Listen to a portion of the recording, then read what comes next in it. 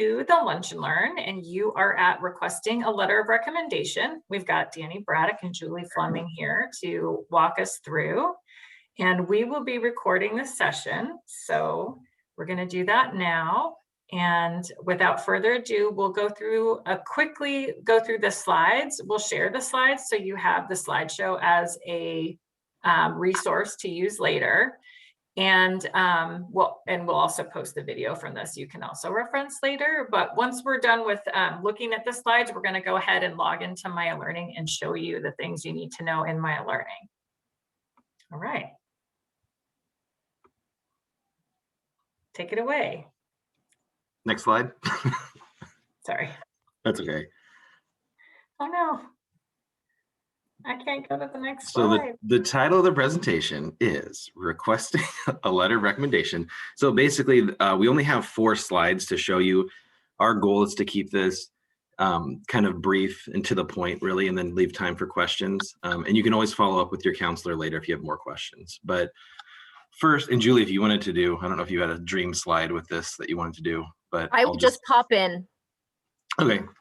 So the first thing to know, letters of recommendation, they're required by many colleges and universities, but not all of them. And that's something that we try to tell juniors.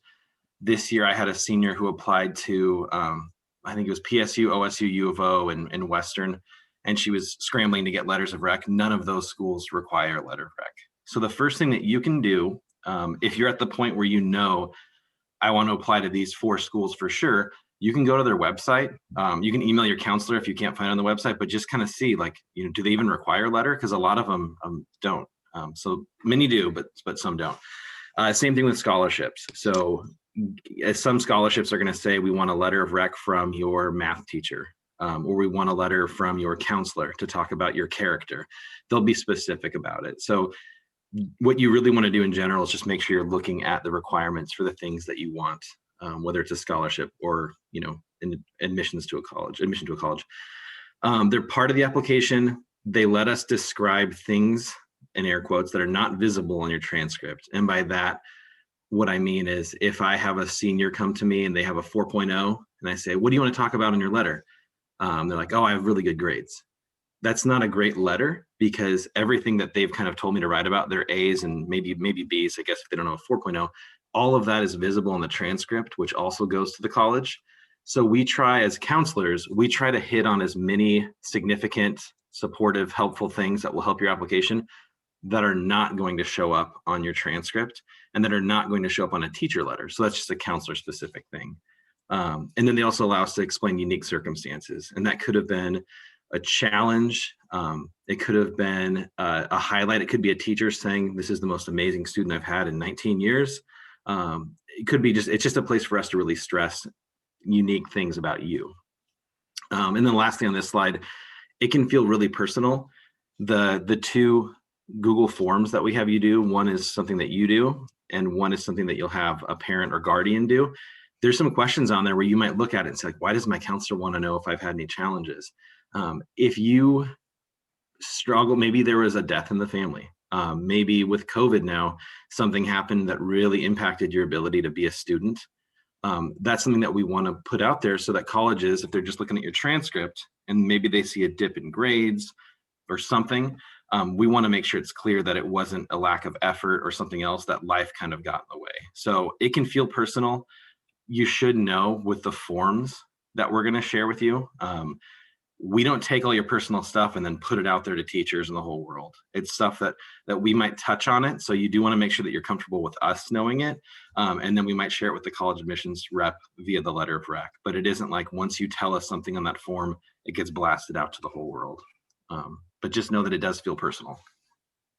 And I just want to add that if there's something that you write in that spreadsheet that we're going to share, if I have a question about it, I'm going to reach out to you. And if I'm thinking, oh, so-and-so may not want me to share that, I'm going to get your permission before I do, just in case, just so we're not giving out too much personal information.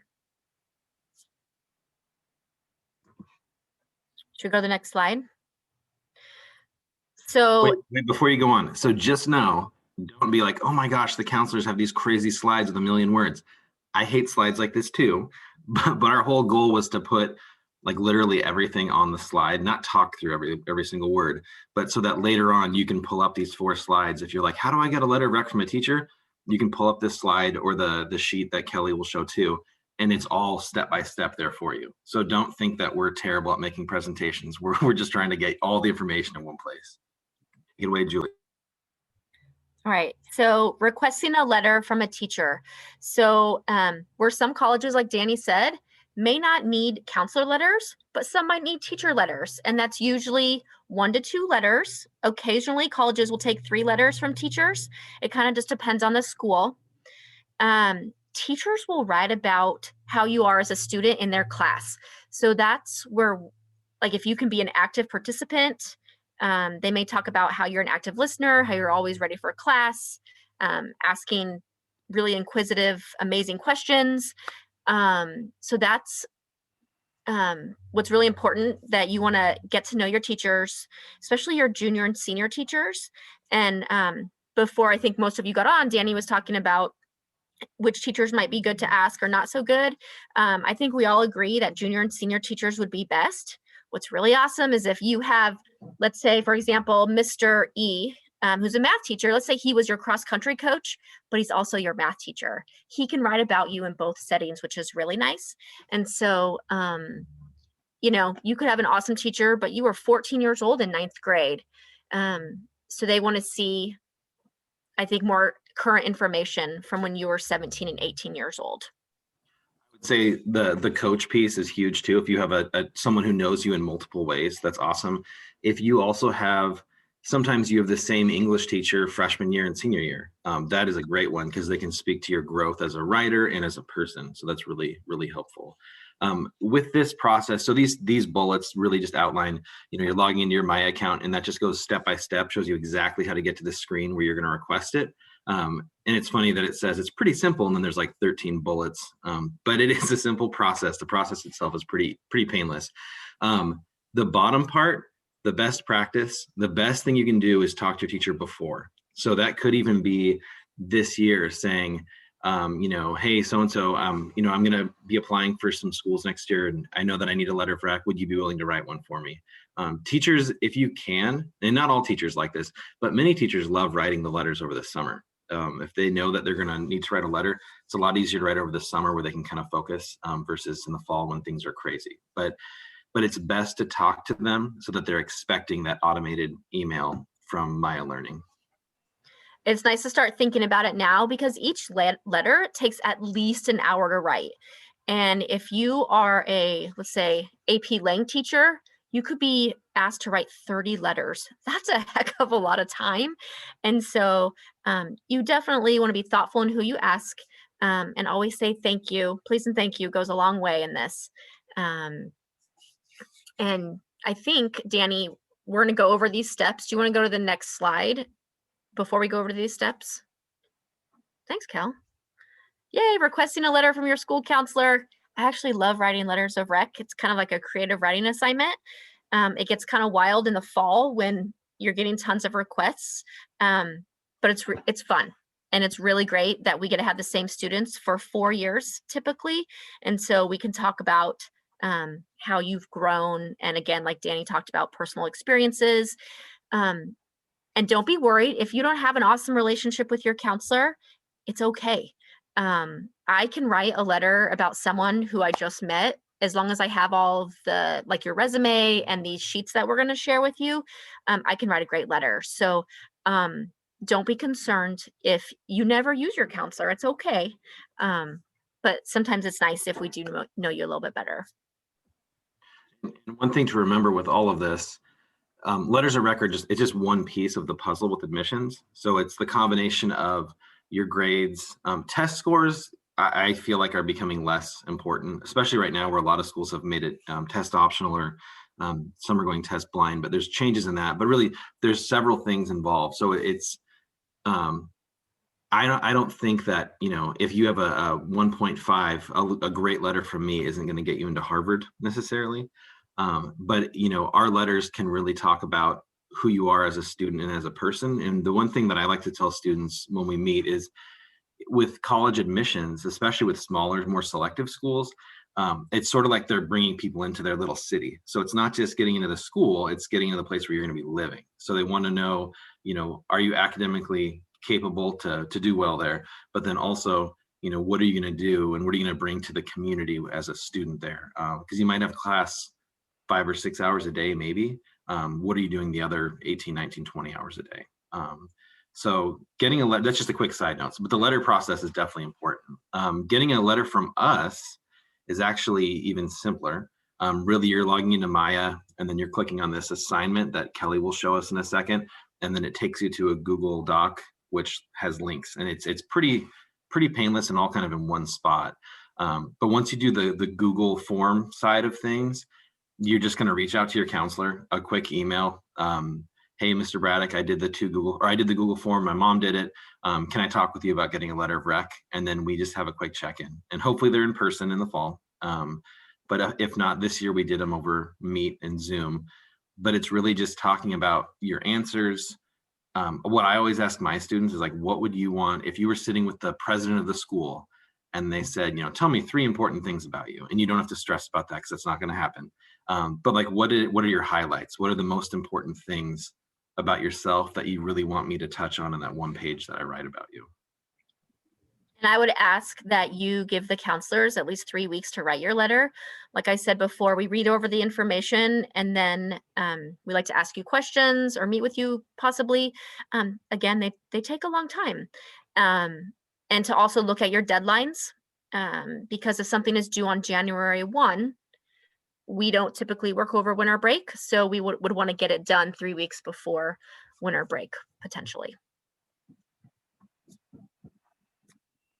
All right, This is the final slide, correct? Oh. All right, should we show them how to log on to Maya Learning and show them where to go? I'm going to stop share for a second and switch over. So logging into Maya Learning is, whoops, I got to get out. I'm not the best screen share. Sorry, you guys. Hold on. Okay. So let's talk about how to get into Maya Learning. And let me share my screen back with you again. I'll tell you when it comes on, Kel. Okay, sorry, I'm a little slow. Does anybody have any questions about what we just went over? You can either unmute and ask, or you can type it in the chat. Can you guys see my screen? No. Okay. There. Can you see it It's now? coming. I see Okay. Google. All right. I'll just walk them into Maya Learning and then you can take it over. Okay, so if you've never logged into Maya Learning, the nice thing about Maya Learning that differs from our old program Naviance is that you just type in Maya Learning to any search engine and you can get into your account. So Maya Learning, here it is. And I'm hitting enter. My internet appears to be slow, but it's coming. So this is the home page that's loading now.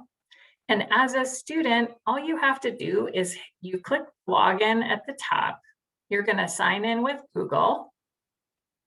And then you're going to choose your PPS account and it'll shoot you right in. If you don't have any other Gmail accounts, it might just bring you right into Maya Learning, but I've got several on my computer. I'm not going to log in as a counselor. I'm going to do a quick student login down here. You're not going to use these boxes at the bottom. You're going to go to the Google sign in. But for a counselor to sign in as a student, I need to use the bottom. So it should be good. Okay, so when you get in, here's the landing page. And I'll let Julie take it over. Okay, so this is the main page. We call it the dashboard. And you will see, so your information should be up at the top. Your counselor's name should be listed. There's your student's name. This person is student 62. But if you scroll down, you'll see activities and tasks. And then at the bottom of this list, you see getting letters of recommendation. So once you click on this little box will pop up, and then getting letters of rec, you will click here for the directions. Once you click here, this very detailed sheet will come up with all the directions that you need. So we have this great little video. We're not going to watch right now, but I think it's like 2 minutes. And it goes through, if you're a visual person, I watched it yesterday with Miss Milford, and it shows you how to get your letter from your teacher. It's very simple. It's pretty handy to watch. So like we said before, you want to give people at least 3 weeks to write your letter of rec. Like Danny said earlier, not all schools require letters from teachers or counselors, so we definitely want to check. But then Danny was talking about kind of like the brag sheets and the sheets that we're going to share with you. And so if you are my student and you need to fill out this brag sheet we're talking about, you would click on Fleming Letter of Rec Request. And this brings you to a Google document that you're going to answer questions. Once you answer those questions, you submit, and it goes to my inbox. And once I have these, the student questionnaire filled out and your parent questionnaire filled out, what you will do is you'll log your parent or guardian in, and you will have them click on the Fleming parent or guardian link. And again, once I have those and then your resume, I can write your letter. So Wait, quick side note. Yeah. So with the Fleming letter of request, the one that you as the student fill out, that one is locked so that you have to have PPS. You have to be in your PPS account to use it. The parent family ones are actually open to anyone with the link. So you can actually, if you're doing this while your parents at work or whatever, you could open that, copy the link, and then email it to them. But I think the big danger with that in the past has been like life happens and then we forget. So I think filling out as quickly as you can, but you can just copy the link and send it to them, and they can fill it out when they get home from work or whatever. And I think in, Kelly, can you go to the questions for the student? If there's a question that you have to answer, but you don't really want to answer, just write, don't feel comfortable answering that question. You can answer what you want. I'd say the more information that we have, the better, and we can write a more genuine letter about you. But please don't stress about this document. It's information. Yeah. Sorry. Well, 3 of us are talking.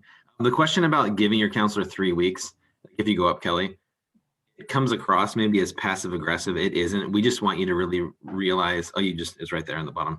We really want you to give us time, because the more time, I remember one time I was at a Blazer game and I checked my email and a student had emailed me and they were like, I need a letter that's due tomorrow. Can you do it? And I did it. And it wasn't a bad letter, but it wasn't the best letter that I could have done. So we want to help you.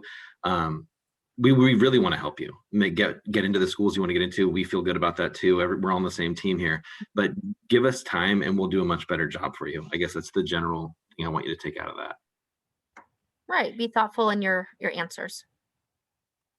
And so I think too, just to reiterate what has been said, the process for counselor letters, the great thing about them is that we get to know you really well when we're writing these letters, because you answer these questions. So the more like the quality of information with examples, like a lot of times we'll know you're a great student because we can see that on your transcript and we can see your resume. So we know that you've done a lot of things and been involved.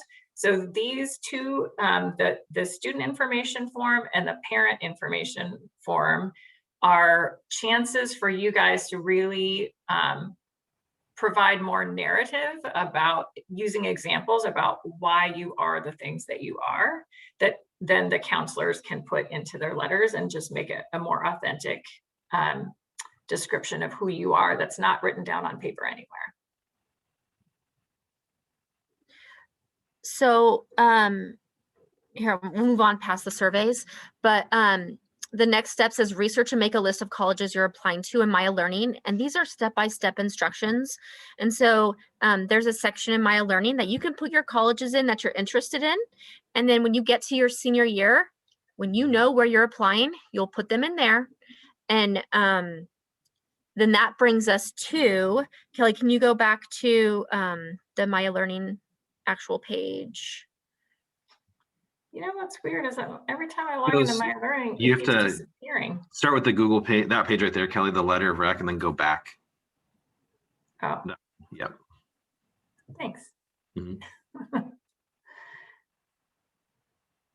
No, oh yeah, because I had clicked that. Yeah, I got it. Oh my goodness. I'm Thinking. slow. Ooh, Okay. there we go. Okay, so I know we're giving you all these step-by-step instructions, but they are written down. So we got this. So over on the left-hand side, you will click on universities. And then once you click on universities, you'll scroll down and you'll see request recs. So now you're shifting gears to teacher letter of recs, just Oh, FYI. I was. There. Yeah. Sorry about that. We were just in Maya Learning, so I just wanted to show them this. Yeah, so this is where you're requesting your teacher letter of recommendation. So under universities, and then down here, request recs. Yep. So if you have a teacher in mind, or you don't remember their name, you can see all of our teachers listed here. Let's say Mr. Minato. You click on this, you will then go up to where it says deadline for recommendations. We'd say put in a few days before the letter is due. So if it's due on May 19th, for example, put it in a week before, just in case there's any glitches. And then you can go on and you can click the universities that you want Mr. Minato to send your letter to. And everything is uploaded to Maya Learning. It's great. We don't send things through the mail typically. Everything is uploaded to Maya Learning along with your transcript, letters of rec, and we send our stuff through this program. And wait, really quick, Julie. So Yeah. the universities section right there in the middle, that can be one of the bigger, I guess, headaches that students have experienced. And we just got Maya. What you really want to be careful about is some schools that you apply to might allow 3 teacher letters, and then some might want 1. And if you request letters from 3 teachers and you check all the boxes for all 3, the first teacher who uploads their letter, that's the letter that's going to go to the school that will only accept 1. So hopefully that makes sense. I know that no one's asking follow-up questions, but basically what you want to do is if you want Minato to write a letter for just Gonzaga and Loyola and OSU, then you would not check those other 2 boxes. You just want to be careful that you're not going to kind of throw off where you want your letters to go. And over in this box on the right-hand side where it says enter a note for the recommender, you want to do the please and thank you thing. And then you might say, do you have time to write me a letter of recommendation for, and list the few schools that you want him to send it to. That way, all the information is there, because he's probably getting asked to write a lot of letters. So it's really important. And I don't think it'll let you actually save this until you write a little note in there, or at least last year it didn't. Yeah, you have to have a little note. That's also like if you were in Minato's class as a junior and you won an award or you did a project and he was like, oh, this is so cool. You can say, I really enjoyed taking earth-based science with you and working on the telescope project or something like that. And then as he's writing, he's like, oh yeah, he did awesome on that. So it just kind of helps what you want. But what Kelly's putting in there, you definitely want to have at least those details, letting him know when it's due, and that all the information is ready to go. The more information that you share there, you don't have to list your whole life story, but the more information you can share, especially the details, that's going to help the teacher a lot. Right above that box where Kelly's typing, it says upload brag sheet. You can click on that and you can actually upload your resume there. A lot of teachers will ask you for a resume, or you can just do it to be helpful. If you want step-by-step instructions. Just clicking on the recommendation form. Sorry, Kelly's circling that too, so that you can download that form too. On it, but you don't have to do it right now. I just saw you circling it, and I wanted to say what you were doing. So the recommendation form that's here is the form that you link to for the letters that outlines the process if you want to print it. Upload your resume or activity list, type your message to your teacher, and hit save. Ooh, so now Mr. Minato is going to get email. possibly. That's all Oh, right. yeah. Sorry, I forgot about that. Right, great. So that's how to get a teacher letter. And it shows up on your dashboard. Once you make the request, you can see that the 3 schools that I requested for and the teacher I requested for, the date I requested is all here. You can see the status of the letter too, which is kind of cool. So you can see when they've completed it. And with letters, what I'll tell students sometimes, if you give teachers plenty of time, and then you can actually use this to kind of check in and see, and sometimes a very kind, carefully worded, hey, just checking in to see if I can help with my letter of rec. Sometimes that's helpful, especially in the fall, like before those November deadlines, because there's a huge rush at our school with a lot of people applying for those. So you can just sort of check and just say, a few days before, if it's still not uploaded, just a nice, not angry, but a nice checking in kind of thing.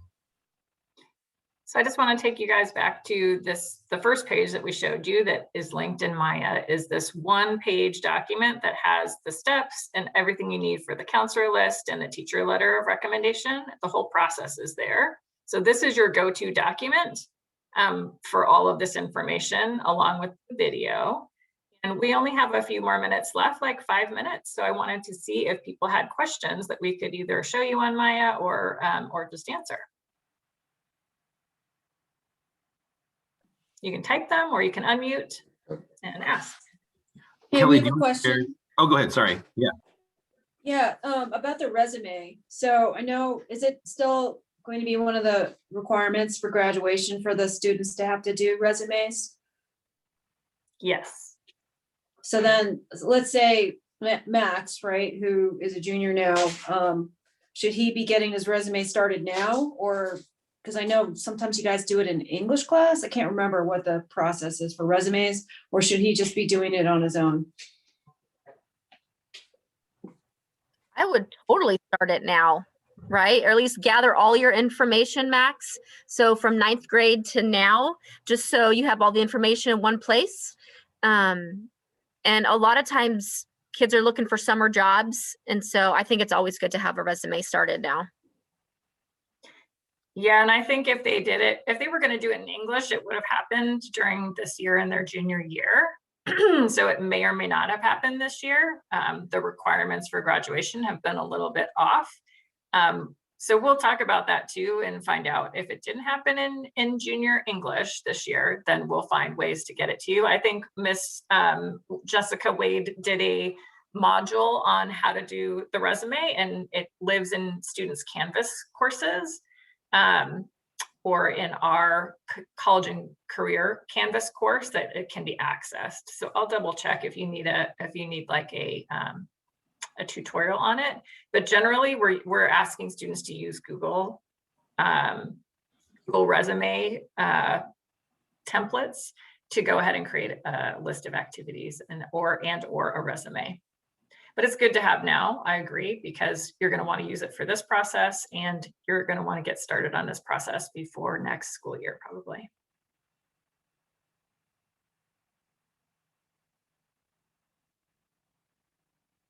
Other questions? I was going to add with the resume that in the past, I had kids who were, very artistic and they kind of made their own type of resume, and that was still able to count for the graduation requirement. So there's, I don't know, in the past, kids who made theirs outside of class time could still get them approved for the graduation requirement. It wasn't like everybody had to do the same thing. That changed, Kelly? Sorry, Danny. What did you ask me? Sorry, what did you just say? Oh, I mean, I'm not trying to get you here either. Like in the past, there was a lot of flexibility on how kids made their resume. We just wanted them to have a resume. And so, yes, that's true. Yeah. Yeah, so it just needs to be a resume. Typically, they had to have 5 sections on the resume. So at least 5 different headings with something under that. But and the requirements for the resume are on the IW Wells website under college and career. You can go there and find the requirements for the resume there. A good question in the chat that maybe Kelly and Winston can address. So this is not specifically about letters of recommendation, but are all scholarships on Maya legit, or should we be looking at different sources? Well, we don't have a scholarship. Are all scholarships on Maya legit? when you do a scholarship search on My Learning, is that whoever asked that? Is that what they're talking about? Yeah, so we don't do anything with that list. That's just populated in Maya. Like I would say, yes, they're legitimate if they're in the search engine, but like for scholarships using search engines, it's a filtering system. And so some of them are just like scholarships, period. And some of them are like essay contests that fall under scholarship because you earn money if you win. So there are varying ways people give students money that are in search engines, but like any of the search engines, you type in your information and you're going to be sifting through lots of different scholarships. In the end, even if they show up on your list, some of them will work for you and some of them won't work for you. So you have to sort of filter that process. I'm happy to talk to you about scholarships, but yes, you can definitely use the scholarship search in My Learning to find legitimate scholarships and apply for them. And it's a good thing to do this spring and summer when you have a little more time, is find scholarships to apply to. And if you can apply now, go for it. And if you need to wait until you're a senior, then just put it in a file and know that that's one that you've already found that you're wanting to apply to. Natalie, there's on the Ida B. Wells website under college and career, I believe that there are some websites that we recommend for searching for scholarships. So like goingmerry.com and scholarships.com. And there's a lot of the College Board Scholarship Search. OSAC obviously is the one that for Oregon scholarships. So yeah, if you ever have a question about a specific one where you feel like, I don't know if this is legit, just ask us and we'll research for you.